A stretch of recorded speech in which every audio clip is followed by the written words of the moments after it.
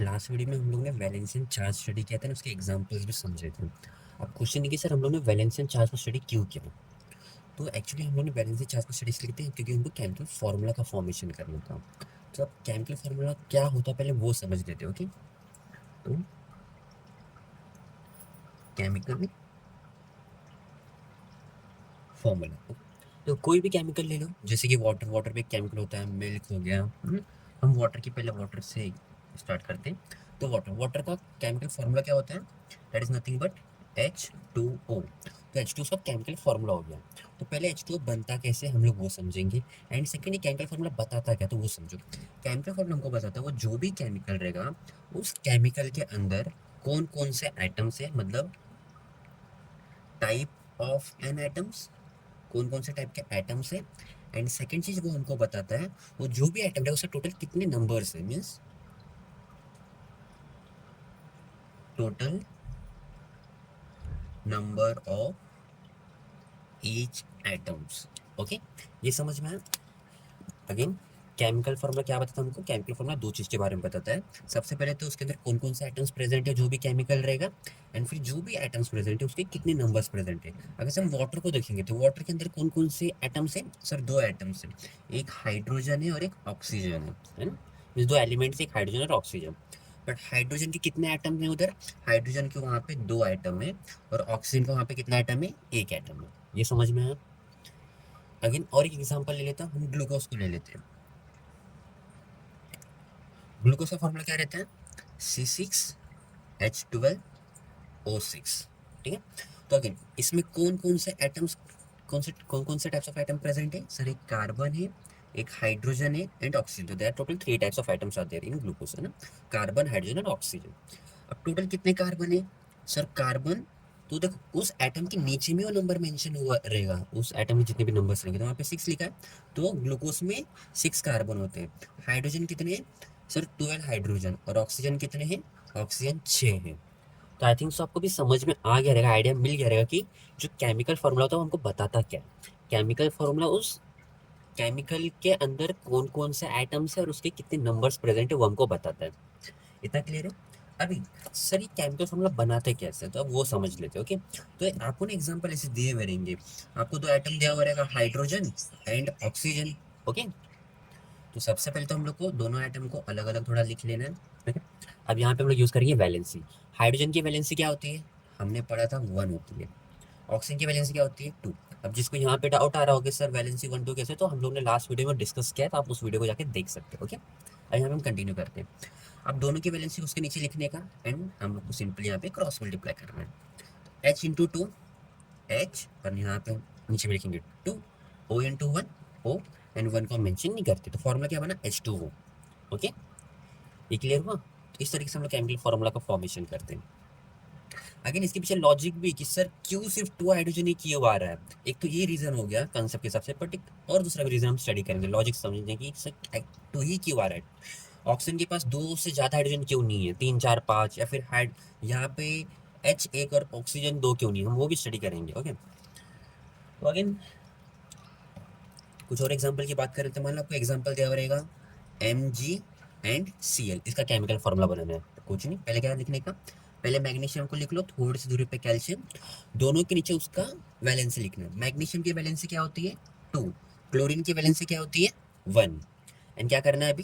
Cross multiply, Mg into 1 Mg, Cl into 2 Cl2। इसका मतलब जो मैग्नीशियम क्लोराइड होता है, मैग्नीशियम में एक मैग्नीशियम के साथ 2 क्लोरीन प्रेजेंट रहता है। ये समझा? और एग्जांपल देख लेते हैं थोड़े डिफरेंट टाइप्स के। चलो एक ये वाला एग्जांपल लेते हैं, Mg and magnesium and oxygen.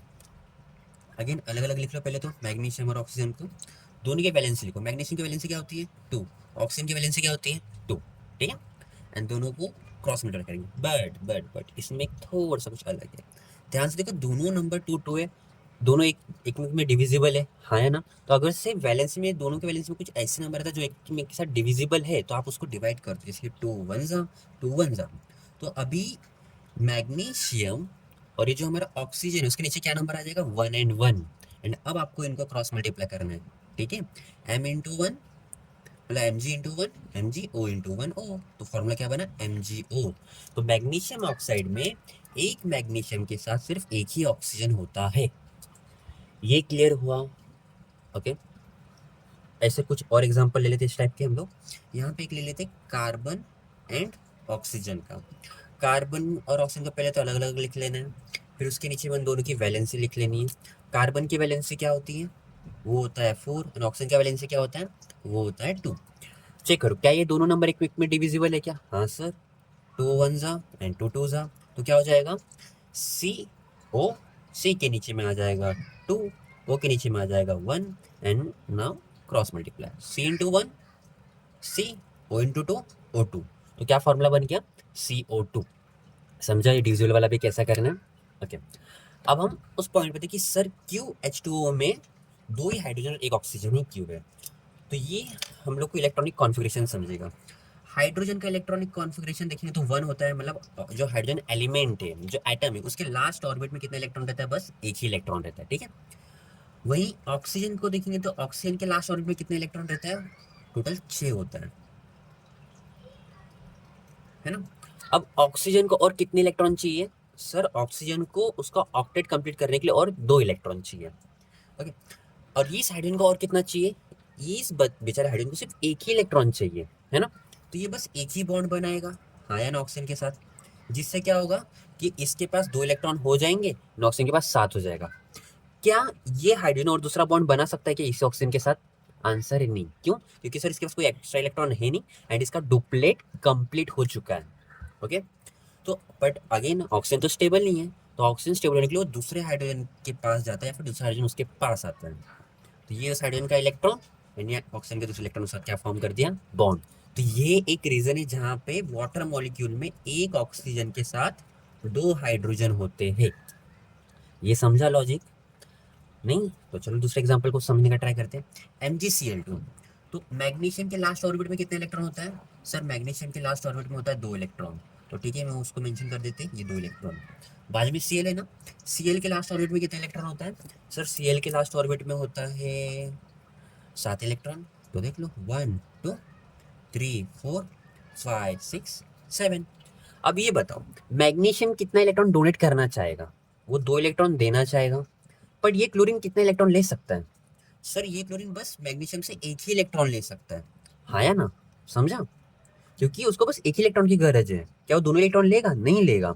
तो फिर पर मैग्नीशियम को तो ये भी इलेक्ट्रॉन देना है दूसरे को, तो यहाँ पे फिर कोई दूसरा एटम या फिर MgCl2 के हिसाब से दूसरा क्लोरीन आएगा, एंड 1 2 3 4 5 6 7, ये वाला इलेक्ट्रॉन दूसरे वाले क्लोरीन को डोनेट कर देगा, जिससे क्या हो जाएगा, मैग्नीशियम ने दोनों इलेक्ट्रॉन डोनेट किया, तो Mg+2 जो वो स्टेबल हो चुका है ना, एज वैलेंसी के हिसाब से। और इस Cl ने, इसने एक इलेक्ट्रॉन एक्सेप्ट किया, इसने एक इलेक्ट्रॉन किया, तो दोनों Cl ने एक एक इलेक्ट्रॉन एक्सेप्ट किया, तो Cl के ऊपर चार्ज आएगा माइनस का, इस Cl के ऊपर माइनस का आएगा और इस Cl के ऊपर भी माइनस आएगा। तो टोटल कितने Cl है यहाँ पे, 2 Cl है।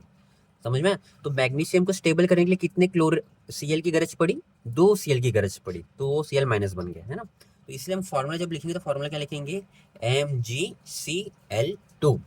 तो ये एक्चुअल में हमारा उसका केमिकल फॉर्मूला है मैग्नीशियम क्लोराइड, एंड ये रीजन था कि क्यों मैग्नीशियम के साथ 2 ही क्लोरीन रहते हैं।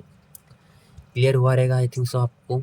स्टिल अगर से अभी भी नहीं क्लियर हुआ या फिर अभी भी डाउट है तो कमेंट सेक्शन में आप पूछ सकते हो, मैं उसका दूसरा वीडियो और बना दूंगा। ओके, या डन।